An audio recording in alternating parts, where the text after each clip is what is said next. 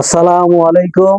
আমি এখন আপনাদের ত্রিকোণমিতিক অধ্যায় নবম এবং দশম শ্রেণী 9.1-এর 18 নম্বর অঙ্কের দিকে যাইতেছি। 18 নম্বর অঙ্কটা হচ্ছে লেফট সাইডটা, এটা আমি অর্থাৎ বাম পক্ষটা আমরা ডান পক্ষ বের করব। আসুন এখানে লেফট সাইড অর্থাৎ বাম পক্ষ কি আছে, যে cot a plus tan b অর্থাৎ cot b plus tan a।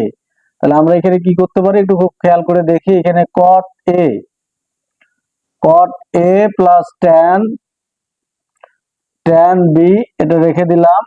এখানে cot কে ভাঙালে আমরা জানি 1/tan হয়। cot সমান আমাদের এগুলো জানতে হবে, এগুলো আমি আপনাদের ভিডিও দিয়েছি। cot সমান কি হবে, cot সমান তাহলে tan হবে, কি হবে 1/tan a। cot সমান 1/tan a আমরা লিখতে পারবো। যদি যেহেতু এখানে b আছে আমরা দিয়ে দিব। এখানে cot b টাকে যদি আমরা ভেঙে নেই তাহলে কি হবে 1/tan b, কি হবে 1/tan b। এখানে মাঝখানে প্লাস আছে আমরা প্লাস দিয়ে দিলাম। আবার যদি আমরা tan কে ভাঙাই তাহলে tan সমান 1 কি হবে cot হবে, 1 কি হবে cot হবে। তাহলে cot এখানে a আছে আর cot a হয়ে গেল। আমরা কি করব, এখন উপরে যা আছে তাই রেখে দিলাম। এখানে cot a plus tan b আমরা এটা রেখে দিলাম। এখন দেখো tan b আর cot এর এটা লসাগু করব, অর্থাৎ হরগুলো যদি লসাগু করে নেই কি হচ্ছে tan b আর cot এর লসাগু করলে ওটাই হবে, অর্থাৎ tan b into cot a হয়ে যাবে। কারণ দুইটাই ভিন্ন রকম এজন্য দুইটাই চলে আসলো। তাহলে tan b দিয়ে এটাকে আমাকে ভাগ দিতে হবে। তাহলে tan b R cot a এটা ভাগ দিলে শুধু আমার cot a থাকবে। cot a 1 এর সাথে গুণ করলে cot a K cot a হয়ে যাবে, মাঝখানে প্লাস।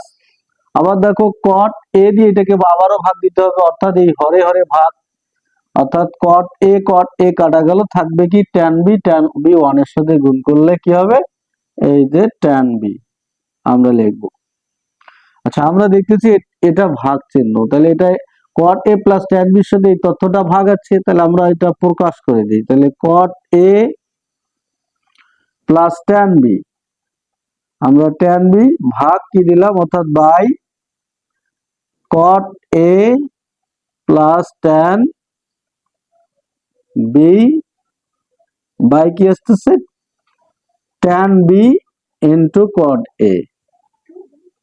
আমরা যদি ভাগটাকে গুণ করে দিই আমরা জানি এখানে দেখো cot a plus tan b, cot a plus tan b ভাগটাকে গুণ করে দিলাম। তাহলে নিচের সংখ্যাটা উপরে, উপরের সংখ্যাটা নিচে, তাহলে আমাদের কি আসলো cot a plus tan b এটা নিচে চলে আসলো, আর উপরে আসতেছে কি tan b into cot a into cot a। তাহলে এখন খেয়াল করি, তাহলে এটা দিয়ে এটাকে ভাগ যাবে, এটা দিয়ে এটা ভাগ, কারণ এটা উপরের সংখ্যা এটা নিচে, এটা দিয়ে এটা ভাগ গেল, অর্থাৎ এটা ক্যান্সেল, থাকতেছে কি যে tan b into cot a, যেটা আমাদের কি করতে বলছে বের করতে বলছে, অর্থাৎ এটা আমাদের রাইট সাইড।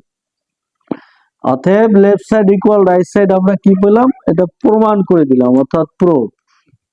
অর্থাৎ কি